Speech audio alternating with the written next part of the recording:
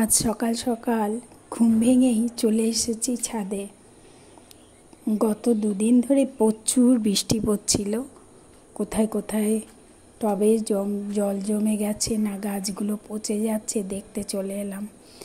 আমার তো ঘুম ভাঙলেই সকালবেলায় উঠেই প্রথমেই যেটা মনে পড়ে সেটা হচ্ছে আমার গোপালকে একটু প্রণাম করি, তাকে স্মরণ করি। তারপরেই মনে পড়ে আমার ছাদ কি হচ্ছে, আমার ছাদে কোন গাছটার কি হচ্ছে। এই তো উঠে এসেই দেখছি এই যে বরবটি গাছটা, এই গাছটা ঝুলে যাচ্ছে। আর ঝুলে গেলে তো ওগুলো গাছটা দমে যায় না। আবার টুল নিয়ে তাকে দাঁড় করিয়ে দিলাম, ওর মাচার মধ্যে তুলে দিলাম, দিয়ে এবার আর আমার মেয়ে তো চিৎকার করছে, মা সকালবেলা ছাদে, তুমি সকালবেলায় ছাদে গেলে কি করে হবে, আজকে রেশনে যেতে হবে। তাই তাড়াহুড়ো করে